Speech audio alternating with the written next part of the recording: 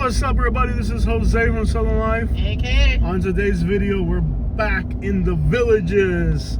Highly anticipated, highly requested video. The Villages, the largest septic tank of America's elderly population, or can we just call them what they are, old? We're back in the Villages, aka the Pillages of America.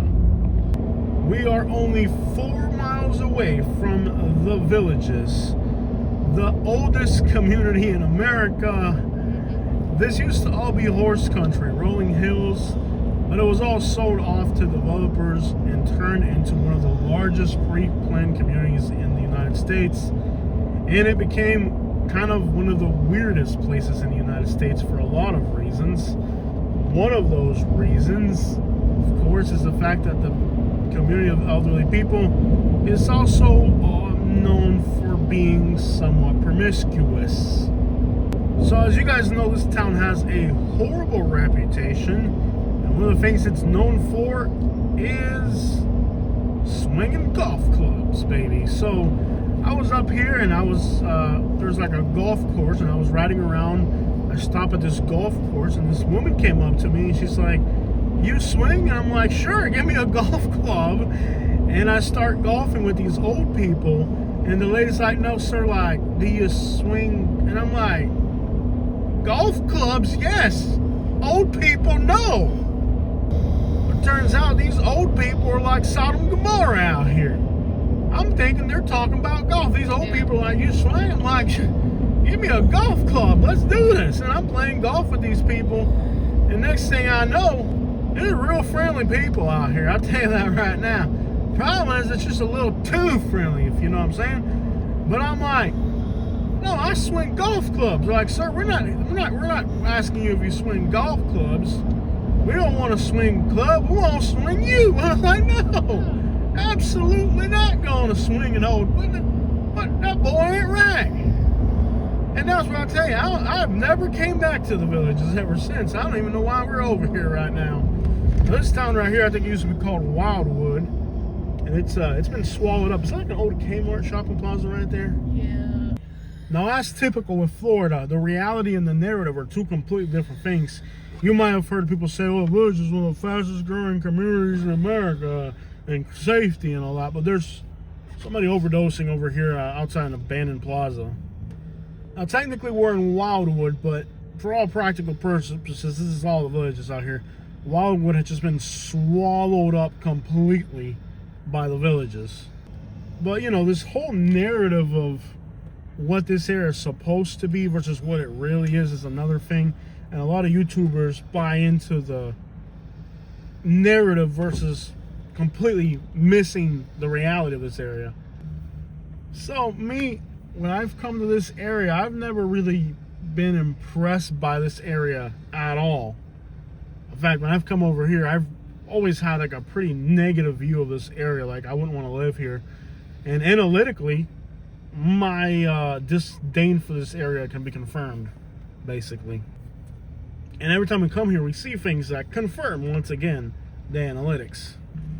Stay out of the way here. I don't know if they're doing something. Oh, maybe despite everything you've heard about this area, the reality of this area to me is not very promising. Of course, there is somewhat of a positive economical impact from all these people here for healthcare workers and gardeners, but the problem is these people are not exactly the most wealthy of the old people. It's kind of like an affordable option. Like, if you can't afford Naples, you can't afford like a real Florida town, then you end up here in the outskirts of Ocala, where you can pretend like you're retiring glamorously, but you're really not. And bless your heart if you think, you know, like, you know, this place has always been recently pushed as this like majestic place for retirement, but wow, oh my gosh. Wow, dude, what the crap was that?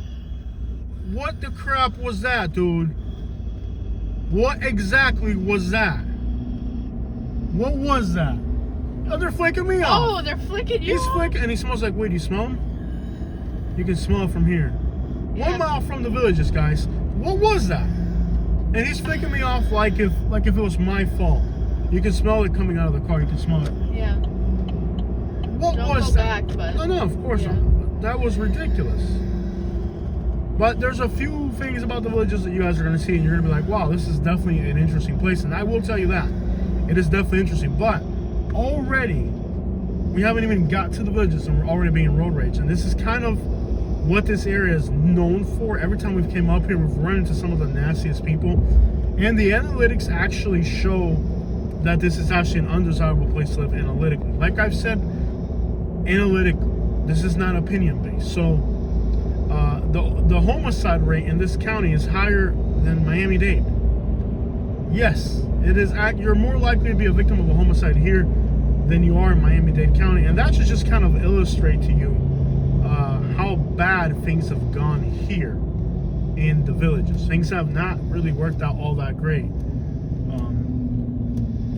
Things haven't, and that's like the weird thing about this. It's like, this is supposed to be like conservative America, all old rich white people. This is the ideal, like this is what America should be. And all white, all rich old white people live here. This should be analytically the best place in America. And this is what America should be like. Just old rich white people. That's the way they think.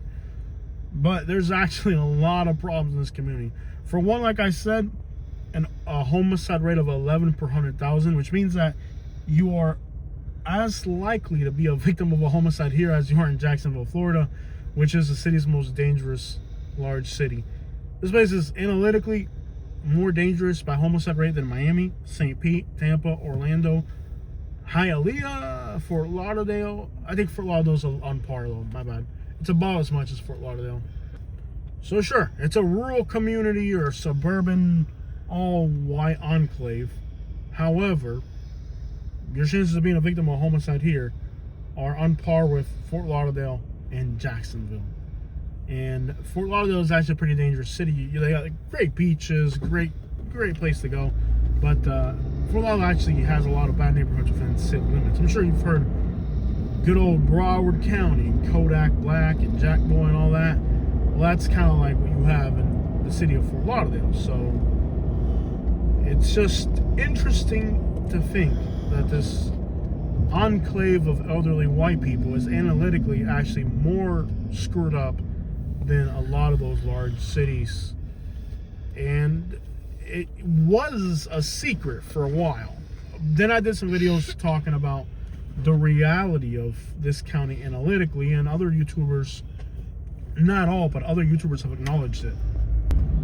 If not outright ripped off my context of what I created and put their own spin on it. But regardless, as always, you know, it's my YouTube channel that clarifies things from the get-go, and then other people follow. And sometimes the followers do a better viewership than my original videos. That's because they dedicate themselves to recycling other people's content and trying to make it better, which means that every production they make seems like a spectacular one. But it's really just, you know, recycling other people's work with higher quality equipment, more cinematic effects. Sure, it would be easy to make a YouTube channel that way. A lot harder to make an organic YouTube channel like mine. So now that we're here in the villages, we're gonna head north on Buena Vista, and this will give us a pretty good view of this area. It is a master plan community, similar to Lakewood Ranch where we live, except for in Lakewood Ranch, we have young, educated people, not old, perverted people. I don't know how can I describe this place? I feel like that Ugandan reporter down there. Like, how can I describe the villages? But it is a master plan community. It means traffic flows fluently through the villages. You also have a very complex network of roundabouts, and around those roundabouts you have access for golf carts, which means if you've never driven the city, you need to be extra careful, because there are plenty of roundabouts that also incorporate golf cart access, and that can be a little confusing if you're not used to it. So you just gotta pay extra attention while driving. But this also helps alleviate traffic, because you're able to move around the city in a golf cart versus having to use a vehicle. A Lakewood Ranch doesn't have anything like that. The issue is that people on golf carts think that they own the road, and they don't stop at stop signs. Like, they do whatever they want. And there's also a real sense of entitlement and belonging here, and I say that in a really bad way, in that, like, they have the golf cart lanes, but if you use a bicycle, or if you use, oh, I got into the turning lane, didn't I? Okay, I guess I could just swing around. Can I keep going, or do I have to keep go around? going. Okay. There's like a bypass. But basically what I'm saying, guys, is like, I did a video experiment here where I had an electric scooter, and people were really nasty, disrespectful, entitled. People try to kick you out of places here. We should do a video out of Walmart here before we leave. You tried to do a video there, and they kicked me out kicked you before out. we got in. I remember that. So this is a place where people here are very excluding. Karens. Yeah. And it isn't just a racial thing. It's an age demographic. It's a Karen. Yeah, it's more like Get off my lawn type thing. Yeah, it's an age demographical type of prejudice, which I've never seen anywhere in America. It's even worse than Naples in a lot of ways. And I grew up in Naples. You guys know Naples. But I feel like at least people in Naples have money. What do these people have? I mean, it's like, at least with money, within the context of I have money, I'm entitled. But these people here, a nice house here in the Villages is worth less than a bad house in the hood in Bradenton. So, like, literally, it'd be cheaper to buy a new house here. All right, it'd be cheaper to buy a new house here than a bad house in Bradenton. So, they don't have money, but they just feel a level of entitlement and that they're superior than other people. And it's like an age demographic type of hate where they really, you feel out of place if you're not one of them. And then if you're not being discriminated or outcasted by not being, within their quote unquote expectations, which is, you're not wearing a golf shirt or something, I don't know, you're not wearing a cowboy hat, then at that point, the other problem you have is you have a lot of people that they only view you as what can they get out of you. I've talked to people who've moved here with young families, and they have problems along the lines of there's always somebody making an indecent offer to you. There's just people that are they only see you as a chunk of flesh, basically. And they try to barter with their medications. It's a very disgusting place. I honestly have to say, with respect, my personal opinion, that I'm disgusted by this place. To these people, you're just a chunk of meat. How can they use you? What can they get out of you?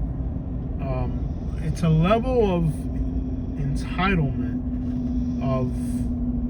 I don't even know how to describe it. I mean, do you have any thoughts on that, Katie? Like, how would you? Entitled Karens. Yeah, but I think it goes more than that, because like say we grew up in Naples, right? Yeah. In Naples, you deal with a lot of entitled rich people. They're rich, they're entitled, they have a lot of money, they feel like they're better than you, but they have money. Yeah. But here, it's more of an arrogance, but there's nothing to back it up. Mm-hmm. At least in Naples, people have money. They can, I'm a millionaire. So like naturally with that type of affluence, you get some type of ego boost or whatever. But what do these people have to show? There's nothing. These houses are worth less than a house in the hood where we live. Yeah. And on top of that, because people are on a constant rotation of meeting their creator down there, because they gotta go, they're old, they're not gonna be around. It's God's waiting room. Basically. Yeah, it's God's waiting room. So real estate prices here don't appreciate, because there's always going to be new inventory here. Let me see my okay. This is that place where real estate inventory is there's always going to be new inventory. And a lot of these places are 55 plus, so it's like you can't really sell it to anyone under. So yeah. Oh, that's the other thing. With age restrictions, and even if the age, you make a good point. There are age restrictions, but even if those age restrictions didn't exist, right? Yeah, without a doubt, the age restrictions are a problem. Because you got a place like Sebring where it's like it used to be a very older demographic, there's a constant inventory. Right, but like the thing here is it's a revolving door of people that come here. If they're lucky, they'll be here for 5 years. Most don't have that much life left in them, thankfully. So you have this like constantly revolving door of people that, because of their age, they're not going to be around too long. So there's always new inventory hitting the market here. We're like, for example, in Bradenton or Sarasota, yeah, people pass away, but it's not like at the scale of this place. So Naples used to be like that many years ago. So from a real estate perspective, like Naples used to be like that. Naples had a problem right around 2016, 2017. The demographics of Naples changed and that problem kind of went away. But Naples had this problem for a while, and it's a problem that denotes itself in that if too many people are elderly, there's always constantly new real estate hitting the market. And because they have a net worth of some sort, in Naples, for example, and this plagued Naples real estate market for a while. Most people don't know this about Naples real estate market, but you have a professional like me, an insider, you could say, with knowledge, wisdom beyond what these fools are telling you, dog.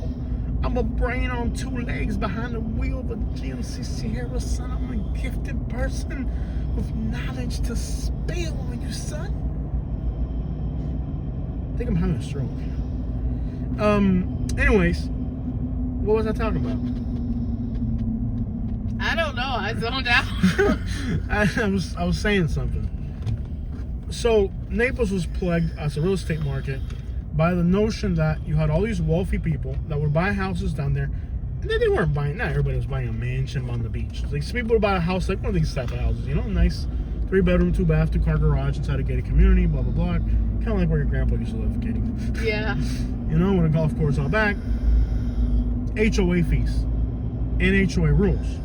So now this person passes away, and here's some new inventory. But that inventory has a pretty crappy overhead with the HOA fees, the golf course maintenance, pool maintenance, landscaping maintenance, and the HOA always finding something that your property needs to do. Or they have like community how to get money out of you type things. Right. So with all those factors combined together, you end up in a scenario where you're basically getting a property on the market, and the people who own it, it's in a what do you call that, Katie? It's in a trust. What do you call it? Right? It's a trust, right? You're white. What are you give me the right words. You're white. What are you talking about? The HOA? No, like when the person dies, it's a part of a will. Trust? It's in a trust, and on top of that, it's in what's the word? Yeah. Where they're distributing. Yeah, they have to distribute the property. So when it's part of an inheritance, they have to distribute the property. That means that the realtor gets this property and everybody wants to sell, which means, let's say a house could go for $389, right? If you're alive, this is my house. I think my house is worth $389,000 because it's my house and I'm selling. Well, if somebody passes away and it's part of a will and you're waiting to distribute this will, now that house that would have gone for $389, the realtor might be like, yo, I got somebody to give you $320 for it. And you're like, well, that's about $60,000 less than the property's worth, but we have to distribute this inheritance. And on top of the fact that we have to distribute this inheritance, we're all in a rush to do it because we're all getting, like, if it's been split 6 ways, for example, you know, which somebody could have 6 ways to split if they got grandkids, because they're old people at the end of the day. Now they got to split this 6 ways. So really, the house, a lot of these old people, I'm sorry to say old, but they're old. There's a difference between old people and I respect elderly people. I don't respect old people.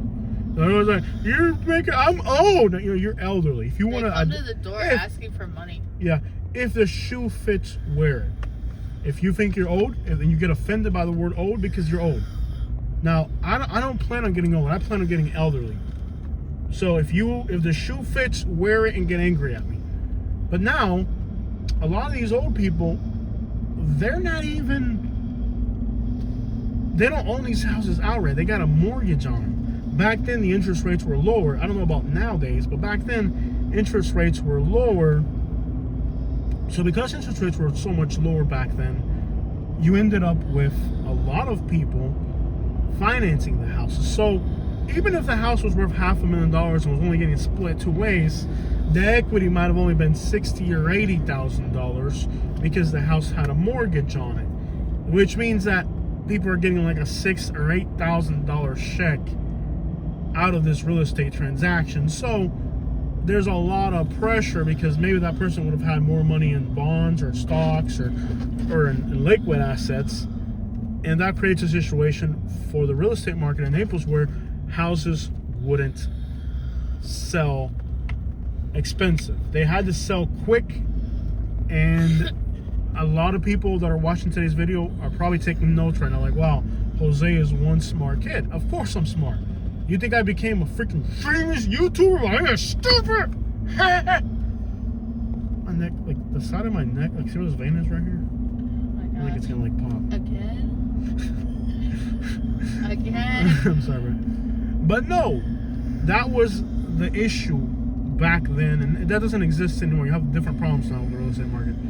But that was a problem back then. It was a problem where endemically you have all these elderly people, you have low interest rates, you have distributions that need to be made when somebody passes, and they pass in 5 years. So now it's this constantly revolving inventory that always exists, and there's not like endemically a demand for this real estate because the other people are buying it for the same purpose. So it creates a very stagnant and worthless real estate market, and that existed in Naples many years ago. And that's unfortunately similar to what's happening now in the villages. Okay, here in the villages you have a similar situation, and it creates a awful real estate market. A real estate market where appreciation is practically non-existent. And then Naples has, on one side, you know, you got the Everglades and then you got the ocean. Well, this thing could just keep growing indefinitely. So price appreciation here practically doesn't exist. It's just a horrible place to invest. I couldn't find a better way to put it. We're gonna start heading towards Leesburg. Stillwater Trail. So overall, this is a horrible place to invest, and it's somewhat it's in 50 feet at the traffic circle, take the indispensable. first exit onto Morse Boulevard. Dispensable. Continue on Morse Boulevard for 3/4 of a mile. It's not indispensable. Like there's some type of properties that there's no other like it. Like for example, Manhattan, it's indispensable. There's no replacing a property in Manhattan, but you can just indefinitely keep building subdivisions like this from Orlando to here, and it'll never run out of land. And that's kind of the problem out here too. And then a while back, I also talked a little bit about how this is like a toxic place to live for a lot of reasons. One reason I feel like living here is really toxic is because in a quarter it's not mile a real at the traffic community. circle, take the second exit and stay on It's Morse not a real Boulevard. community. It doesn't have a real fiber to it. Everything's artificial and suburban. And that's the case for a lot of communities that we're living like Ranch, none of it existed. But there's another element to the situation here that makes it even worse. When people abandon their grandkids, and like I've always said this, and this has infuriated people Exit the on my traffic YouTube circle channel, on but Morse it's Boulevard. true, I believe. And again, Continue on Morse Boulevard if you get for 1 offended mile. by it, oh well, it's my opinion. You don't have to like my opinion. It's just my opinion. We're all entitled to one. But these people abandoned their grandkids, abandoned all of they left their hometown back in Michigan or Ohio, wherever the crap they're from. They abandoned their hometowns, they abandoned their families to come live here among other old people. It's a very selfish thing to do, where everybody that moves here to do that. Where, let's say like a lot of people retire in Naples or Sarasota or Fort Lauderdale or Miami, yeah, they retire there, but those are big cities with airports where, you know, their kids are going to come visit. And not everybody that moves to Miami or Fort Lauderdale moves to Miami or Fort Lauderdale for that reason. Not everybody that moves to Naples and Cape Coral moves there for that reason. And there's nothing wrong with retiring in a warmer place. That's not what I'm saying. Like, that's definitely not what I'm saying. Because, like, your grandparents retired in Naples, Katie, right? But your parents came down with them. Yeah, they But did. if your grandparents moved to the villages, nobody's moving to the villages. No, they're not. Nobody's moving here. They started off by snowbirding, and then we Eventually, followed. yeah. But then your whole family kind of In a moved down there quarter together mile as a at the unit. traffic Yeah. circle, Like your take family the as a second unit exit and relocated stay from on Michigan Morse to Boulevard. Naples to Fort Myers. Yeah. Nobody's moving here. If you're old and you move here to the villages, then nobody's moving here with you. And if you do, you become like a second or third class citizen out here, you know. But what I'm really trying to say is it's a very selfish thing to do, to isolate yourself from your family, to end up in one of these cookie cutter communities with nothing but other people of your own age group. It's a very, almost, I hate to say it, but cult-like mindset. Where to me, the villages, I find it more appalling than like Clearwater, Exit Anna the traffic Maria, or circle something onto like that. Morse Like, Boulevard. to me, it's Continue on or Morse like the Boulevard you know, for it's just half a it's a mile. really bizarre concept to me that you would leave behind your family, your town, your community to move somewhere to be around nothing but people. It's kind of like if a Cuban moved to Hialeah. At that point, the only thing you care about is other people In a like you. quarter And- mile at the traffic and circle, bless their take the hearts, second you know, they exit don't and know stay any on better. Morse- But to me, that's what I think about the villages. And again, I'm completely entitled to that opinion. It's nothing more than an opinion. And it feels lifeless and dull. I mean, it creates a level, like even as you're driving down the main roads here, you're not seeing anything on the main roads. Everything's behind a gate. Everything's kind of out of the way and inaccessible. I understand. There's other analytics that we're not allowed to talk about on YouTube, but those are really bad here. And in fact, most of the homicides that happen here are of a domestic nature. So if you get a hint of what I'm saying, there's a lot of depression here. And again, it's understandable that with the nature of this community, that's the type of thing you would have. So you're driving through here, and it's all beautiful palm trees and warm weather and no beaches, of course. It feels relaxing, and no palm trees, no traffic. There's some good things that can be said about living here. But I warn people, you know, like if you are a more sociable person, find something that matters more to you than being around other retired people like yourself, because that doesn't create a very healthy long-term outlook. And this isn't even the type of place people would like let's say like Sarasota or Naples. Yeah, there's a lot of people retiring in those communities, without a doubt. Like, I would really just advise people, you know, be around the normal communities. Like places like Naples and Sarasota, people go on vacation there. Like people go for events, or bro, nobody comes to the village. Like nobody right now is in New York like, man, I cannot wait to be in the villages right now. No. You can't wait to get into Fort Lauderdale, West Palm Beach, Naples, Fort Myers, Sarasota, or even Tampa. But ain't nobody right now in Ohio like, man, I sure wish I was in the villages right now. That would be laughable. Keep looking out for the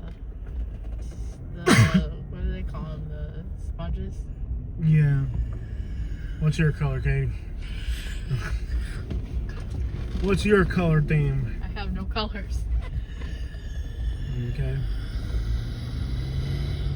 Your breathing's improved a lot. Mm-hmm.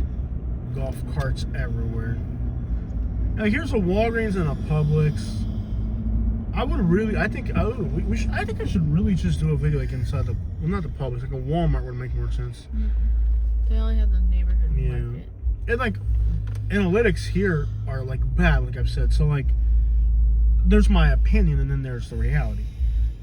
High overdose death rates, high homicide rate, a lot of it being domestic in nature, which is horrible. Health indicators suggest that this is a horrible place to live. And general happiness, I mean, we've never been in the city, not been in the city, and not got road rage. Yeah. During our last video, remember we had a Puerto Rican girl that had a car seat in the back, and she was like going 90 miles an hour with a car seat in the back. Remember that video? Yeah, that's crazy. Like every time we've came here, we've dealt with road rage. And people are generally not happy. Like you can generally feel discontentment from people. like I said, it's just a bizarre setting. It's a bizarre community, and I've never really had the highest thoughts about this place.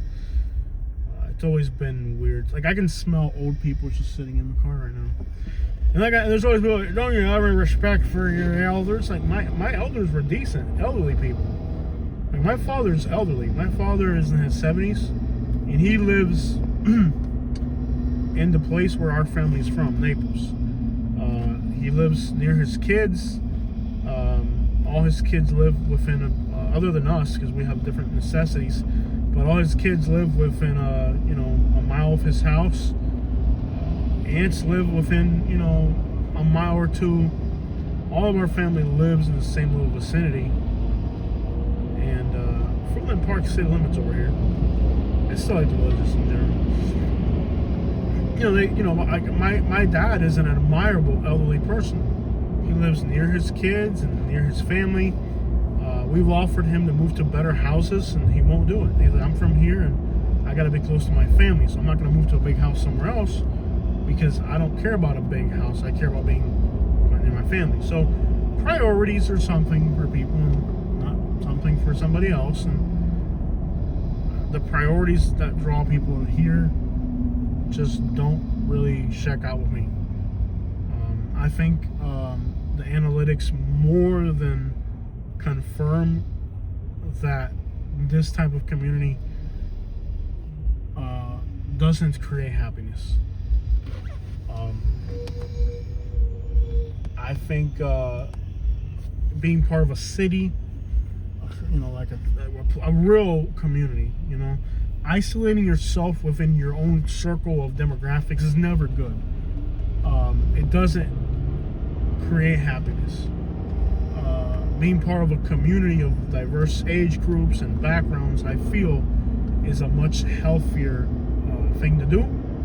And I never really understood living in inland Florida. If you're gonna live in Florida, this state has so many negative drawbacks that like, if you're not near, to me, if you're gonna live in Florida, you gotta be by the water. And that's probably the way 80% of people in Florida feel. That's why 80% of Florida's population lives in coastal communities. It might be more than that. I mean, in fact, I'm sure coastal counties probably make up 90% of. You can Google that. I'm gonna go ask your phone, Katie. What percentage? Ask your phone. What percentage of Florida's population lives in coastal counties? See, it's not working. What percentage of Florida's population? You can just Google it. There's no signal here? No, my Siri's not working. Google it. You don't need Siri to do it for you. Now we're heading towards Leesburg. Another town I have a disdain for, but has been highly requested on our YouTube channel. Yeah, like most of Florida's population is in coastal counties. With as many drawbacks as Florida has, it's hard to convince me to live in Florida and not be in a rural county, in a coastal county. All right, guys, checking out. I hope you guys have enjoyed today's video.